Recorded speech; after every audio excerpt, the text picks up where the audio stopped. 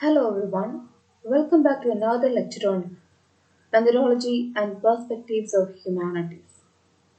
Today we are going to discuss a new topic, text oriented approaches. Text oriented. What is a text? What is the meaning that comes to the mind of a literature student when someone says text? Text means a written document. Okay, take your text, which means your prescribed text, which consists of the things that you have to study. Uh, it consists of different genres written by so many authors. So today we are going to see the different approaches to study or to analyze a textbook. Different approaches have been adopted at different stages of literature today that we are going to discuss. Let me share the PDF with you for that.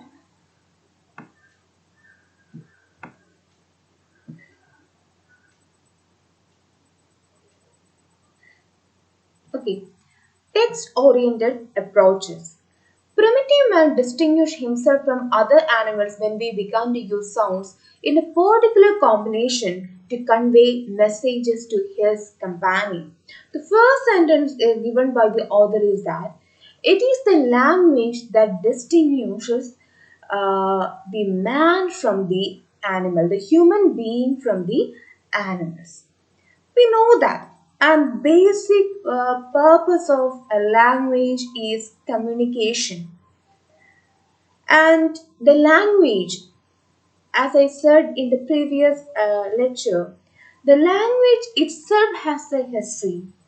The language itself denotes a history.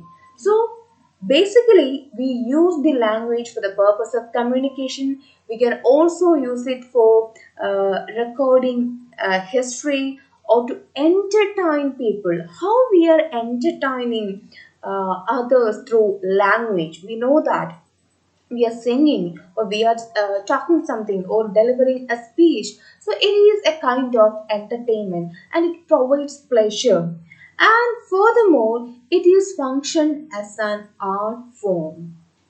We all say that we are art students, BA literature, bachelor of arts.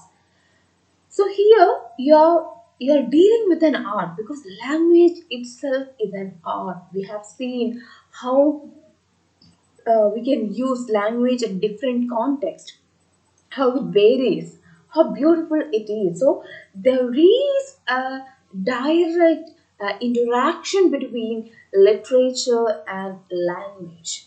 Okay, in literature we have to study poems, essays, short stories, novels, novellas, etc. Different genres are there. So these are the part of literature.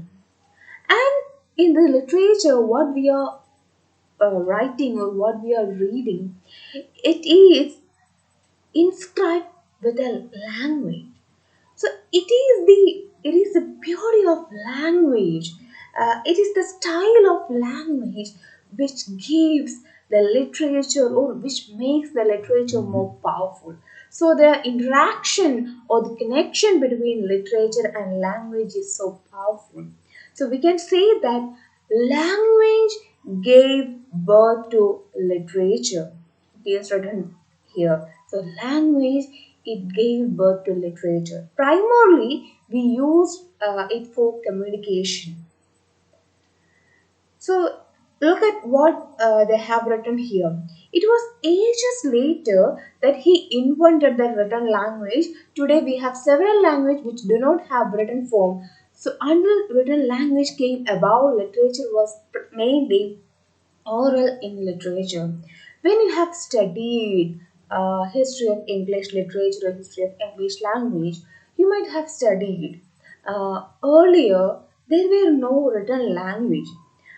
In Old English period too, as there was no written form, they communicated or they transmitted the poetry they have written oral. Okay, so First of all, they have invented a language. Before that, they were using some sounds and symbols for the purpose of communication. They used to howl. Later, they have invented a language with minimum vocabulary and they started to use it.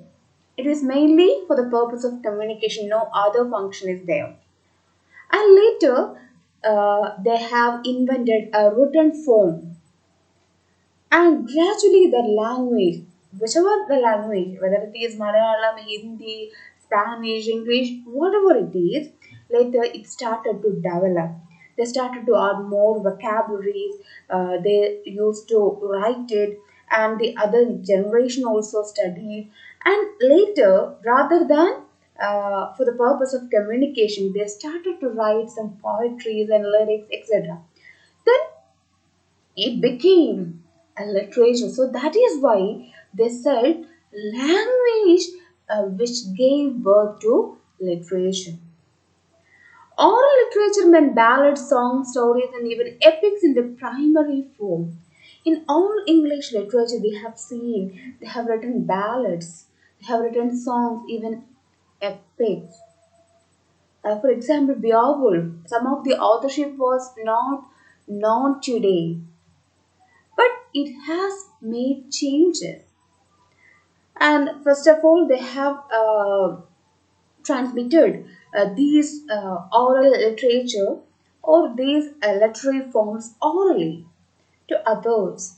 They pass down to other generation or other people orally. And later they have invented a language, a written form, and they started to write it. And lot of developments in the case of English language, lot of developments happen in the English society. We have seen with the arrival of Renaissance and with the invention of Caxton's printing press, it leads to the mass publication of books. Before the invention of Caxton's press, what were the situation? They have to write the manuscripts. They have to write it physically. So once one of the author wrote a book, and if someone else want a copy of that, one man have to rewrite it. It is a hilarious task. So the number of copies, the number of books available was limited. But with the invention of printing press, what happened? The publication of books became huge. It has increased, and it leads to the increase of the reading public. Okay, it has written here with the arrival of Renaissance, there was a great deal of literary output. And many writers of that period became popular. For example, who is the most prominent writer of Renaissance period? It is none other than William Shakespeare. William Shakespeare's work. Initially, it was these plays were not officially documented. So still, there are a lot of controversies existing regarding Shakespeare. Some are of the opinion that there is no one named Shakespeare, and some others are the opinion that there is a man called Shakespeare, but he has uh, stolen these works from someone else.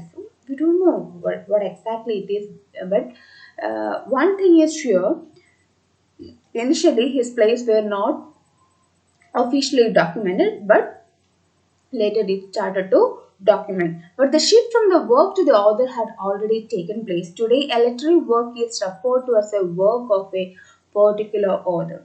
Because at that time, these plays, the plays of Shakespeare or William Marlowe or University Wits or Ben Jonson, whoever, the plays, it is meant for performance, not to read. Okay, so the basic purpose or the main intention of this play is to perform. So that is why they didn't officially documented it. But later on, these plays were documented, and those plays were written in the English of that time. So that is why still we find it difficult to read the original script of Macbeth and all. When you study Macbeth, uh, actually, when we were studying Macbeth in our UG days, we have a prescribed textbook in that all the scenes and dialogues were in the old form. It is in English, but it was in the verse form. But there was a paraphrase too. Without paraphrase, we couldn't. It was very difficult for us to understand. But I'm not sure which type of textbook that you followed for your paper. I'm not sure about that. I think you had to study Macbeth or some other plays written by Shakespeare. I'm not sure. Anyway, later on, these plays were officially documented, and later on, this plays or this text or work became popular as the work of a particular author. Okay, the popularity of the author has increased. Okay, Macbeth. Yes, this is a prominent work by William Shakespeare. William Shakespeare. That has a modern Macbeth. William Shakespeare, who belongs to Renaissance period.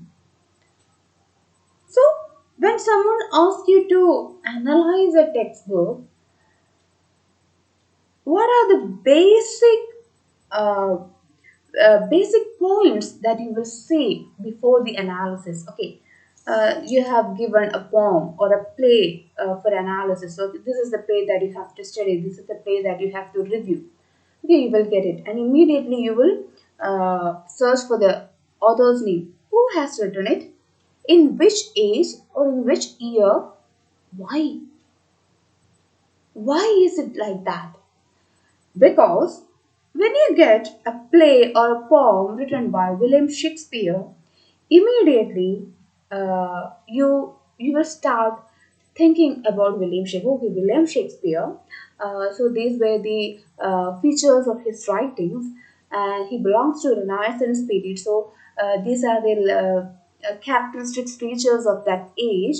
On the basis of the author and the period in which he belongs to, we started to evaluate or we started to criticize that book. We are familiar with the term criticism, vimarshanam. What is criticism?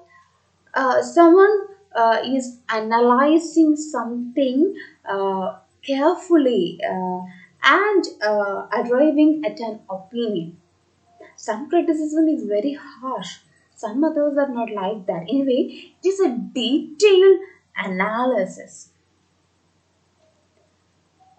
So, till 20th century, until 20th century, the critics they have followed biographical or historical criticism, which means once they get a textbook for analysis, they will immediately look who has written it.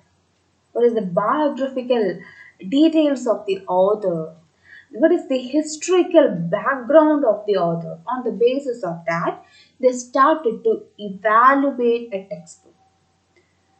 But this method has changed in 20th century. They have arrived at some other conclusion. See, criticism that developed around this time gave lot of focus to the author. This time means before 20th century. For example, they have given John Keats' poem were deemed unworthy by certain critics. So some critics were biased. Okay, oh, this is a work written by that author. I don't like him. So I am not going to write a good review on it.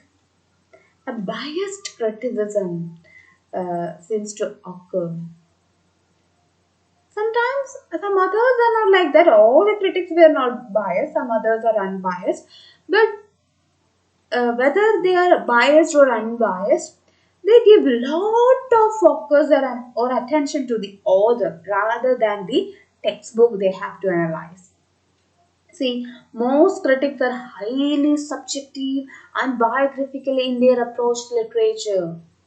They're highly subjective and biographical, so they gave more importance to the author, and they gave they arrived their criticism were so subjective, but they have understood, so they don't evaluate the textbook from different point of view. What they have felt, they have written it, that's all. The biography of the author, history, and culture of his age, in addition to their personal approach towards the personality of the author, were taken into consideration. I have already told you. Suppose if I have given a work by William Wordsworth or Coleridge, first of all, oh, this is a work by Coleridge. Okay, he is a man of so and so. So I will consider his biographical details. History in sense, what are the peculiar features of his work? There will be some common themes, so I will consider the same. What is the personality of the author? Some author they have some lunatic problems there, so that will also be considered. And the age in which he belongs to, okay, he is a man who belongs to the romantic period, so he might have given more importance to the nature. It's mandatory that he should have to be include all the romantic features in his all the works. No, but all these were taken into consideration till 20th century. Please note, until 20th century. Criticism took a new turn with the arrival of modernism. We have known different ages are there, and finally we have arrived at modern period in 20th century. With the arrival of modernism, criticism has also taken a new turn. Modernist critics, formalists, and new critics stressed the importance of the text. Okay, please in your textbook, please highlight these terms: modernist critics, formalist, new critics. I will explain in detail who are they.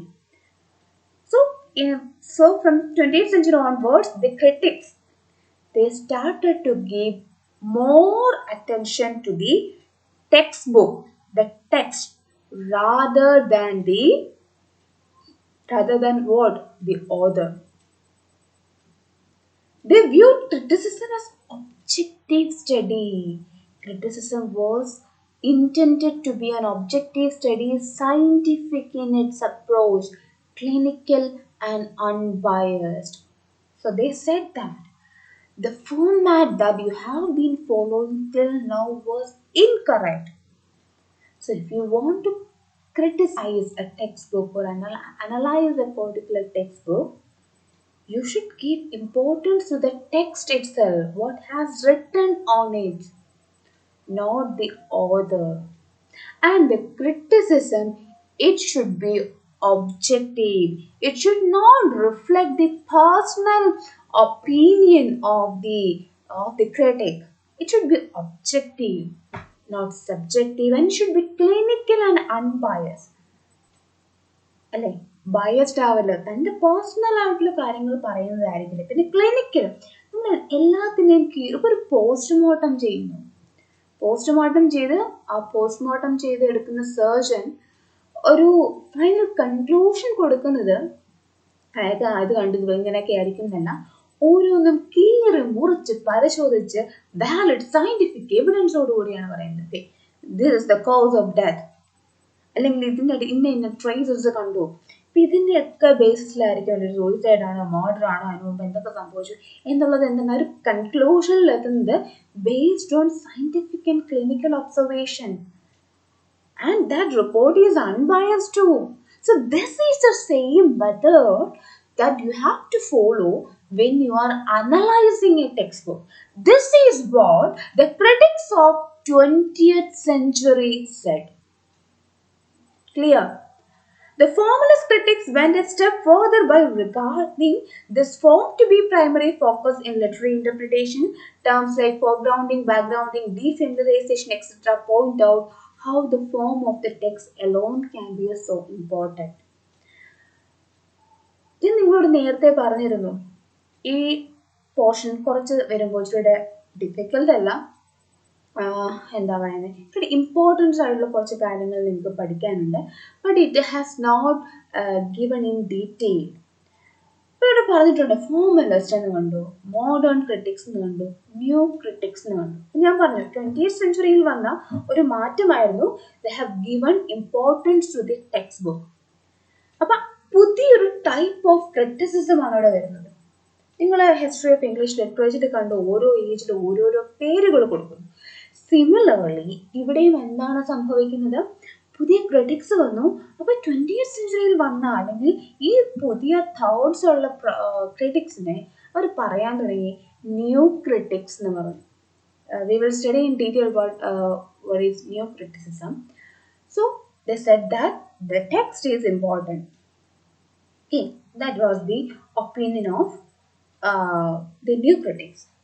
Then in Russia, the similar thought process was developed, but there instead of new critics, they have known as formalists.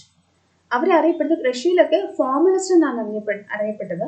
ബ്രിട്ടനിലും ഇംഗ്ലണ്ടിലുമൊക്കെയാണ് new critics എന്നും അറിയപ്പെടുന്നത്. Formalist വന്നപ്പോൾ അവർ കുറേ കാര്യങ്ങൾ, അവർ കുറച്ച് technical terms ഉണ്ടായിരുന്നു, ഫോർഗ്രൗണ്ടിങ്, ബാക്ക്ഗ്രൗണ്ടിങ്, ഡീഫെമിലറൈസേഷൻ എന്നൊക്കെ പറയുന്നത്.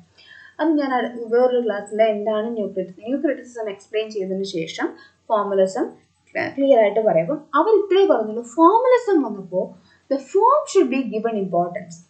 New ഇത് ഇത്രയും മനസ്സിലാക്കുക, the difference or the similarity between new criticism and formalism. Both gave importance to the textbook, not the author. ഇനി അതിനകത്തുള്ളൊരു ഡിഫറൻസ് എന്ന് പറയുമ്പോൾ ഫോർമലിസത്തിൻ്റെ കേസിൽ വരുമ്പോൾ ടെക്സ്റ്റിന് ഇമ്പോർട്ടൻസ് കൊടുക്കുന്നവരും, പക്ഷെ അതോടൊപ്പം തന്നെ ടെക്സ്റ്റിൻ്റെ form, the structure of the text,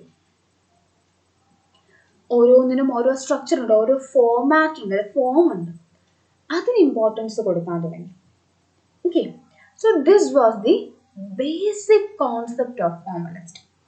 I will explain. I can explain later. Don't worry. I hope the basic idea is understood now. All critical approaches to literature since the modern critics are textual in nature. So, from 20th century onwards, all the critical approaches were textual. Then came the structuralism. See, in the 20th century, there were a lot of theories evolved in the field of literature.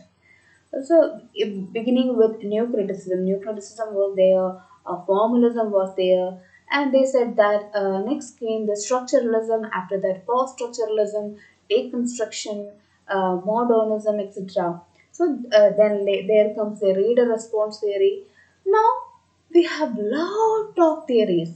നമുക്ക് ഇന്നത്തെ കാലത്തെ കോക്രിറ്റിസിസം ഒരു തിയറിയാണ്, അല്ലെ post humanism ഒരു തിയറിയാണ്, അല്ലെങ്കിൽ climatic literature എന്ന് പറയുന്ന ഒരു theory. Different theories are there. Body literature, different theories are there evolving in the field of literature. ഇപ്പം നിങ്ങൾ ഹിസ്റ്ററി ഓഫ് ഇംഗ്ലീഷ് ലിറ്ററേച്ചർ പഠിച്ചപ്പോൾ നിങ്ങൾ കണ്ടല്ല, നിങ്ങൾ നോട്ട് ചെയ്തൊരു കാര്യമായിരിക്കും, എന്തിനാണ് ഡിഫറെൻറ്റ് ഏജസ് ആയിട്ട് ഡിവൈഡ് ചെയ്തത്? റിനൈസൻസ് പീരീഡ് ഉണ്ട്, അവിടെ ഒരു റിവൈവൽ ഓഫ് ലിറ്ററേച്ചറും ആർട്സും ഒക്കെ വന്ന് നല്ലതായിരുന്നു. പക്ഷെ അതിനുശേഷം മറ്റൊരു ഏജിന് തുടക്കം കുറിച്ചത് എന്തുകൊണ്ടാണ്? അതിന് ഒരു റീസൺ പൊളിറ്റിക്കൽ റീസൺസ് ഉണ്ട്, അല്ലേ? പൊളിറ്റിക്കൽ റീസൺസ് അനുസരിച്ച് സൊസൈറ്റിയിൽ ചേഞ്ചസ് വന്നു, അതിനനുസരിച്ച് അവിടുത്തെ ഓതേഴ്സിന് അവരുടെ റൈറ്റിംഗ് സ്റ്റൈല് മാറ്റേണ്ടി വന്നു. അപ്പോൾ അല്ലെങ്കിൽ നേരത്തെ ഉള്ളതിൽ നിന്നും എന്താ പറയുന്നത്, ചില കാര്യങ്ങൾ ശരിയല്ല എന്ന് മനസ്സിലാക്കിക്കൊണ്ട്, ഇപ്പോൾ നമ്മളിവിടെ കണ്ട നിയോ ക്ലാസിസവും റൊമാൻസിസവും നമ്മൾ കാണുന്നുണ്ട്, അല്ലെങ്കിൽ വിക്ടോറിയൻ ഏജ് കാണുന്നുണ്ട്.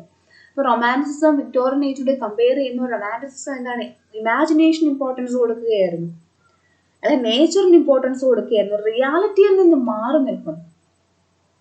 അപ്പോൾ കുറച്ച് കഴിഞ്ഞപ്പോൾ, അല്ലെങ്കിൽ റൊമാൻറ്റിസിസം എന്നുള്ളൊരു ആ ഒരു ഫീച്ചർ, ആ ഒരു ഏജ് കുറേ കാലം കണ്ടിന്യൂ ചെയ്തപ്പോൾ പിന്നീട് വന്ന ഓതേഴ്സിന് അല്ലെങ്കിൽ റൈറ്റേഴ്സിനൊക്കെ തോന്നി This is not correct.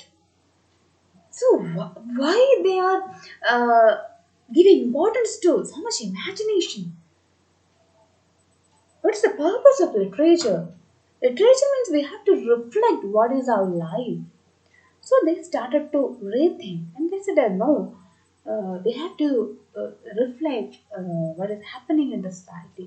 അങ്ങനെയാണ് ആ സമയത്ത് ജെയിനെയർ പോലുള്ള അല്ലെങ്കിൽ ഫെമിനിസത്തിനൊക്കെ ഇമ്പോർട്ടൻസ് കൊടുക്കുന്ന ഫെമിനിസ്റ്റിക് ആസ്പെക്ട്സ് ഉള്ള വർക്ക്സും ഒക്കെ വന്നു തുടങ്ങിയത്, അല്ലെങ്കിൽ നോവൽസ് ഒക്കെ ആ സമയത്ത് പിന്നീട് വന്നു തുടങ്ങി. പോയം മാത്രമല്ല, കഥകളിലൂടെ എത്തിക്കണം എന്നുള്ള തോട്ട്സ് ഒക്കെ വന്നപ്പോൾ എന്താണ് ഇപ്പൊ എന്താണ് അവരെന്താ ഡിസ്കാർഡ് ചെയ്തു. ഓക്കെ, റൊമാൻറ്റിസിസം അല്ല എന്ന് പറഞ്ഞ് ഇതിലേക്ക് വന്നു.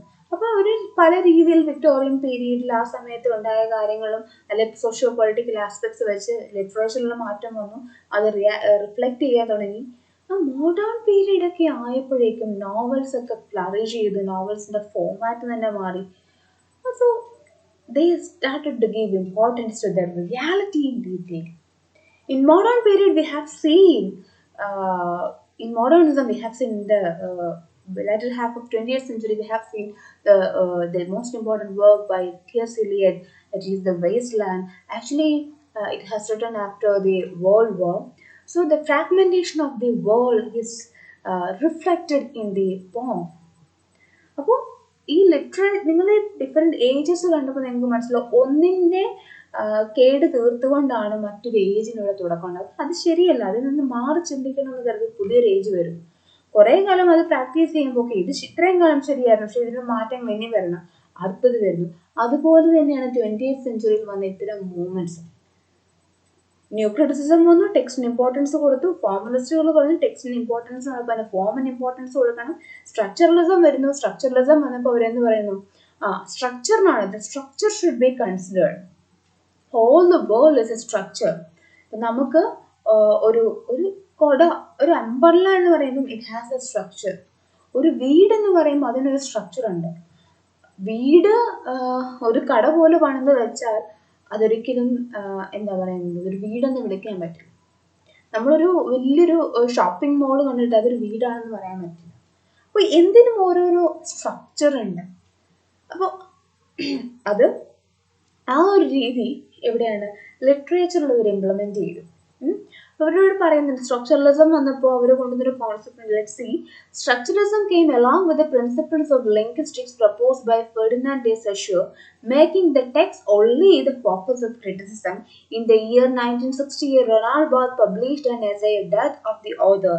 The essay articulates that one no longer should regard the author as the source or creator of a text. He is only an instrument. So, in the case of structuralism too, they said that we should focus only on the text, not the author.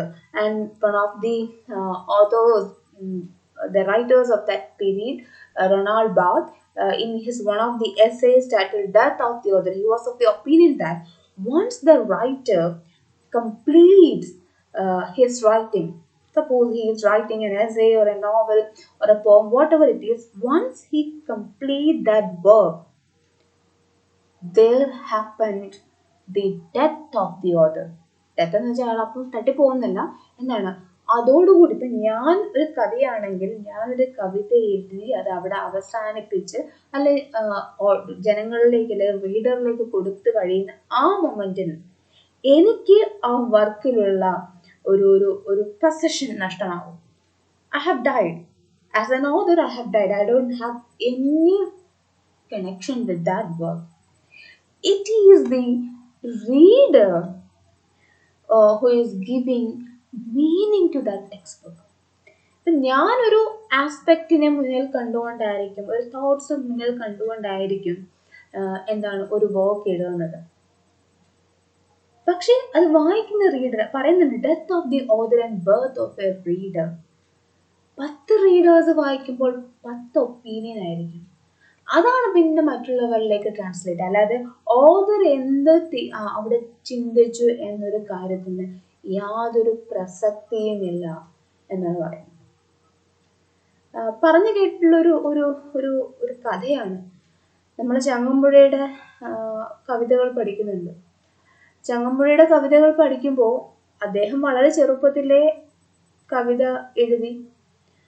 അദ്ദേഹത്തിന്റെ കവിത അദ്ദേഹം തന്നെ പഠിച്ചിരുന്ന ക്ലാസ്സിൽ മലയാളത്തിന് പഠിക്കാൻ വരെ വന്നു. Text ബുക്കിലെ പ്രിസ്ക്രൈബ്ഡ് ടെക്സ്റ്റ് ആയിരുന്നു. അദ്ദേഹം ഇരിക്കുന്ന ക്ലാസ്സിൽ അദ്ദേഹത്തിന്റെ മലയാള അധ്യാപകൻ അദ്ദേഹം എഴുതിയ കവിത പഠിപ്പിക്കുകയാണ്. പക്ഷെ അത് പഠിപ്പിക്കുമ്പോൾ ചങ്ങമ്പുഴയ്ക്ക് പോലും അത്ഭുതം തോന്നിയിട്ടുണ്ട്. അദ്ദേഹം ചിന്തിക്കാത്ത അർത്ഥതലങ്ങളൊക്കെയാണ് നമ്മള് അല്ലെങ്കിൽ അദ്ദേഹത്തിന്റെ അധ്യാപകൻ ക്ലാസ്സിൽ പഠിപ്പിക്കുന്നത്. അധ്യാപകൻ പറഞ്ഞത് തെറ്റാണെന്നല്ല, പക്ഷെ അധ്യാപകന്റെ റീഡിങ്ങിൽ ആ മീനിങ്ങിലേക്കാണ് അറൈവ് ചെയ്യുന്നത്. അല്ലെങ്കിൽ ആ അധ്യാപകനെ പോലുള്ള അല്ലെങ്കിൽ ആ കവിത വായിച്ച പല ക്രിട്ടിക്സുകളും അവരുടെ പോയിന്റ്സ് ഇപ്പം ഞാനൊരു പോയിന്റ് നിങ്ങളെ പഠിപ്പിക്കുകയാണ്, അല്ലെങ്കിൽ ഒരു വർക്ക് പഠിപ്പിക്കുമ്പോൾ ഞാനത് വായിക്കുമ്പം എനിക്ക് തോന്നുന്ന ചിന്തകളുണ്ട്. എനിക്ക് അതിൽ ഓതർ ഇതാണ് ചിന്തത്, ഫെമിനിസ്റ്റിക് ആസ്പെക്ട് ആയതുകൊണ്ട് ഉദ്ദേശിച്ചത്, സബ്ജുഗേഷനാണ് ഉദ്ദേശിച്ചത് എന്ന് എൻ്റെ റീഡിങ്ങിൽ എനിക്ക് തോന്നുന്നുണ്ട്. അല്ലെങ്കിൽ മറ്റുള്ള ക്രിറ്റിസിസം അല്ലെങ്കിൽ മറ്റുള്ള വർക്ക്സും ആർട്ടിക്കിൾസും വായിക്കുമ്പോൾ അവരുടെ ഒപ്പീനിയൻ ഇതിനെല്ലാം കൂടെ കൂട്ടിച്ചേർത്തുകൊണ്ടാണ് നിങ്ങൾക്കൊരു വർക്ക് ഇൻട്രൊഡ്യൂസ് ചെയ്ത് തരുന്നത്. അതിനകത്ത് എൻ്റെ പേഴ്സണൽ ഒപ്പീനിയൻസും മറ്റുള്ളവരെ വായിച്ചതും കേട്ടതും ഒക്കെ ആയിട്ടുള്ള കാര്യമുണ്ട്. പക്ഷെ ഇതൊന്നും ആയിരിക്കില്ല ചിലപ്പോൾ ആ വർക്ക് എഴുതിയപ്പോൾ author ചിന്തിച്ചിരിക്കുക. Another great example is there is a question, the colonial aspects in the Shakespearean works. Colonial, post-colonial aspects in the Shakespearean works. See, post-colonialism എന്ന കോൺസെപ്റ്റ്സ് ഒക്കെ എന്ന് ഒറിജിനേറ്റ് ചെയ്യുന്നതാണ്. വില്യം ഷേക്സ്പിയർ അദ്ദേഹത്തിന്റെ വർക്ക്സ് എഴുതുന്നത് 14th സെഞ്ച്വറിയിലാണ്, അല്ലെ, 14ാം നൂറ്റാണ്ടിലാണ് എഴുതുന്നത്. എന്നാൽ കൊളോണിയലിസവും പോസ്റ്റ് കൊളോണിയലിസവും ഒക്കെ എന്നത്തേക്ക് വരുന്നതാണ്? 19th സെഞ്ച്വറിയുടെ അവസാനം അല്ലെ 20th സെഞ്ച്വറിയുടെ തുടക്കത്തിലൊക്കെ നടന്ന കാര്യമാണ്, അല്ലെ. ഇന്ത്യ അല്ലെങ്കിൽ ഒരുപാട് കൊളോണിയലിസം അല്ലെങ്കിൽ ബ്രിട്ടീഷേഴ്സ് കോളനി സെറ്റിൽ ചെയ്ത് അങ്ങനെയാണ് കൊളോണിയലിസം ഉണ്ടാകുന്നത്. അതിനുശേഷമാണ് പോസ്റ്റ് കൊളോണിയൽ പീരീഡ് ഉണ്ടാകുന്നത്. അപ്പൊ ഈ ഷേക്സ്പിയറിന്റെ കാലത്ത് കൊളോണിയലിസം എന്നൊരു ആസ്പെക്ട് വെച്ച് ഒരിക്കലും വില്യം ഷേക്സ്പിയർ തന്റെ ഒരു വർക്കും എഴുതിയിട്ടില്ല. അദ്ദേഹം ഓരോ വർക്ക് എഴുതുമ്പോഴും അങ്ങനത്തെ ഒരു തിയറീസും എക്സിസ്റ്റ് ചെയ്യുന്നതേ ഇല്ല. പക്ഷെ പിന്നീട് ഇത്തരം തിയറീസ് ഒക്കെ ഇവോൾവ് ചെയ്ത് കഴിയുമ്പോൾ അന്നത്തെ ക്രിട്ടിക്സ് ഒക്കെയാണ് ഓക്കെ ഈ വർക്കിനെ ഈ പോയിന്റ് ഓഫ് വ്യൂവിൽ കാണാൻ സാധിക്കും. അവിടെ ഓതറിന്റെ ഇന്റൻഷനോ ഒന്നും ഒരു റെലവൻസ് അല്ല. It is the reader, it is the critic who is giving a meaning to that text book. He is the one who is reading a textbook from that particular point of view. ഒഥല്ലോയുടെ കഥയിൽ നമ്മൾ കാണുന്നുണ്ട്, Othello സംശയം കാരണം തന്റെ ഭാര്യയെ ഡെസ്റ്റിമോണയെ കൊല്ലുന്നുണ്ട്. ഒരു feministic aspects വേണമെങ്കിൽ നമുക്ക് ആ ഒരു ആസ്പെക്റ്റിൽ നമുക്ക് ആ ഒക്കെ നോക്കിക്കാണണം. അപ്പോ ഇവിടെ അതാണ് സ്ട്രക്ചറലിസം. മോഡേൺ പീരീഡിൽ അവർ പറയുന്ന ഇതാണ്, ടെക്സ്റ്റ് ഓതർ ആരും ആയിക്കോട്ടെ, ഏത് കാലഘട്ടത്തിലും ആയിക്കോട്ടെ, നമ്മളിത് വായിക്കുമ്പോൾ നമുക്ക് എന്ത് തോന്നുന്നു അതാണ് അതിന്റെ യഥാർത്ഥ meaning. This was the basic concept. According to him, the focus should shift to the reader rather than the author. The author's duty ends with the completion of the textbook. Post-structuralism also focused on the text, but they argued that the text cannot be seen in isolation of the context. So after structuralism, there comes another theory that is post-structuralism. The post-structuralism is also focused on the textbook. Textbook അല്ല എന്നവർ പറഞ്ഞില്ല, പക്ഷേ അവർ പറഞ്ഞു the text should not be seen in isolation. That we will explain later. I'm not going further into it. Then there comes the reader response theory. So the reader response theory also focuses on the reader. It is the reader who has to derive the conclusion, or who has to arrive at a meaning, not the author. Okay, then here in the next paragraph they are talking about the difference between text and work. നമ്മൾ generally ഈ ഒരാൾ എഴുതിയ ഒരു literary ഔട്ട്പുട്ടിനെ text എന്നും അല്ലെങ്കിൽ work എന്നും പറയാറുണ്ട്. എന്നാൽ uh, Ronald Barthes, in one of his essays, he is of the opinion that there is a difference between the work and text. നമ്മൾ ഒരേ മീനിങ് യൂസ് ചെയ്യുമെങ്കിലും there is a difference. So he said that the work can be held in the hand, the text is held in language. Okay, suppose this is a printed textbook. This is a collection of poems. Okay, just imagine this is a book, and it is a collection of poems by a famous writer. I can say by holding this book on my hand, I can say that this is a work. This is a work by so and so. ഇത് ഒരാൾ എഴുതിയ വർക്കാണ് കാരണം it can be held in hand. But when I open the textbook and I'm reading a poem, when I'm going through that poem, that written lines, that language, that written lines is the textbook. That is the text. അപ്പോൾ physically നമുക്ക് പിടിക്കാൻ പറ്റുന്ന ഒരു ബുക്കിനെ നമുക്ക് work എന്ന് പറയും. പക്ഷെ അതിൽ എഴുതിയിരിക്കുന്ന ഓരോ കവിതയായാലും കഥകളായാലും എന്തായാലും ആ എഴുതിയിരിക്കുന്നതിനെയാണ് നമ്മൾ ടെക്സ്റ്റ് എന്ന് പറയുന്നത്. So we can say that അതുകൊണ്ടാണ് നിങ്ങൾ നേരത്തെ കണ്ടെടുത്തെല്ലാം വർക്ക് എന്നുള്ള വേർഡ് അല്ല ടെക്സ്റ്റ് എന്നാണ് പറയുന്നത് അല്ലേ. Focus should be on the text. ആ റിട്ടൺ ഇതിനാണ്, അല്ലാതെ അതിൻ്റെ പുറംചട്ടയും കാര്യങ്ങളും ആ ഒരു ഓതറിൻ്റെ ബുക്കിനല്ല importance. So this is the point they have been talking. So theories that gave primary focus to the text and provide the critic the tool of analysis. So all the critics of the 20th century, they are giving importance to the textbook. So that is the major difference between text and work that you have to read in detail. I hope you understand these points clearly. So I will explain what is new criticism, what is structuralism and all in the coming classes. Don't worry. So this is the basic concept. With this, I'm winding up today's lecture. Thank you.